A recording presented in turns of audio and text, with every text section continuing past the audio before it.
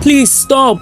You're hurting me! The door cracked open and there stood Auntie Grace and Auntie Ruth, their eyes scanning the room. The sight that met them was one they couldn't have imagined. What's going on here?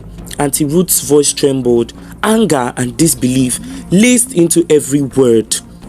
The children froze, fear flashing in their eyes, and for the first time they realized the weight of their secret actions. In a lively village where laughter often echoed through the streets, two families lived side by side, as close as kin. Auntie Grace and Auntie Ruth, neighbors and best friends, spent most of their days cooking together and sharing life's little joys. Their children, 9-year-old Michael and Abigail, were inseparable. They played in the yard, shared their snacks, and laughed over the silliest games. One sunny afternoon, Michael approached Auntie Grace with a request. "Mom, I need a phone to do my homework," he pleaded. At first, Auntie Grace hesitated. "You're too young for a phone," she said, shaking her head. But Michael was her only child, and his happiness meant everything to her. The next day, Auntie Grace visited the local market. After speaking with the shopkeeper, she purchased a budget-friendly phone, perfect for kids. The following Sunday, she presented the gift to Michael. "Here you go, my boy," she said, handing him the shiny new phone. "But you must use it wisely." Michael beamed with joy. "Thank you, Mom." At first, the phone brought innocent joy. Michael and Abigail watched cartoons, played games, and laughed together at funny videos. But curiosity has a way of finding mischief, and one day, Michael stumbled upon an app with videos labeled for older audiences. The bright, exciting thumbnails tempted him. "What's that?" Abigail asked, peeking over his shoulder. "I don't know," Michael replied, a mischievous grin spreading across his face. "Let's watch it and find out."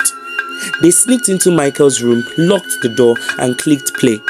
The videos were confusing and strange, but the thrill of doing something forbidden made them irresistible.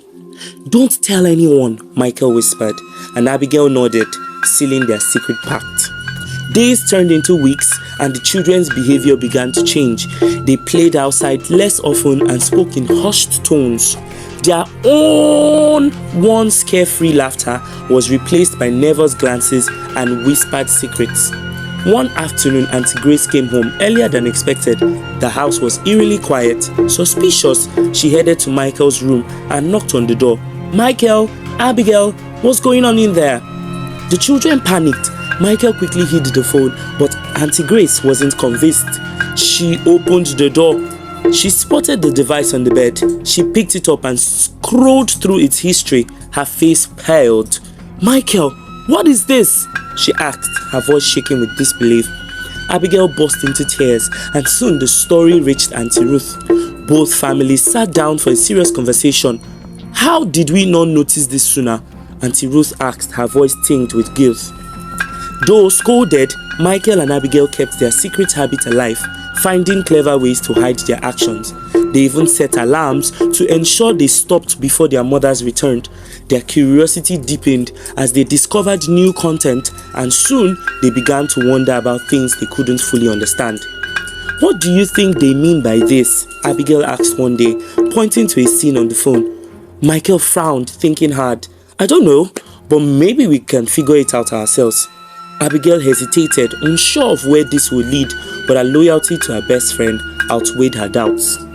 One afternoon, while their mothers were out shopping, Michael and Abigail decided to reenact one of the scenes they had watched. They snuck into the bathroom, thinking it would be the safest place to avoid suspicion, but their plan was cut short. The sound of the front door slamming shut sent waves of panic through the children. "Michael! Abigail!" Auntie Grace's voice rang through the house. Michael and Abigail froze, their secret on the brink of discovery. Auntie Ruth entered the room moments later and gasped at the sight of the children's guilty faces.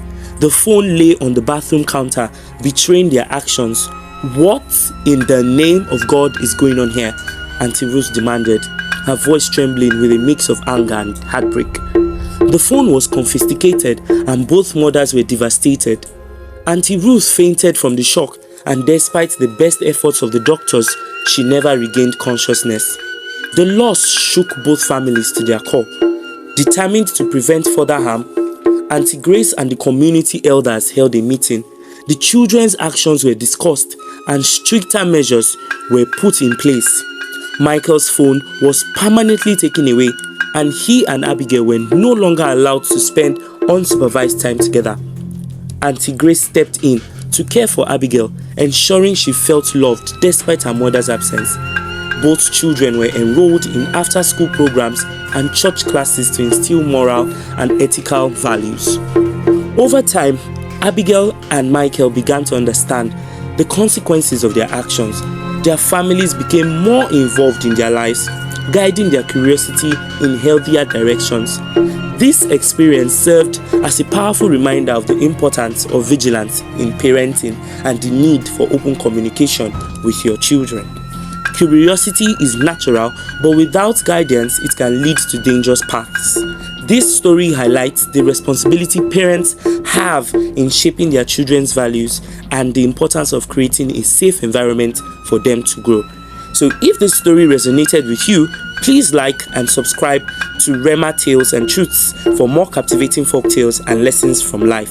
Thank you for watching. If you have stayed up to this time, I really do appreciate you. Please do well to press on the subscribe button and also turn on the notification bell so that you are aware when next I'll be posting another intriguing and interesting story like this. To all my subscribers, you know I love you, and to all my returning subscribers, you know you're the best. Please do well to subscribe once again. Until next time, bye-bye.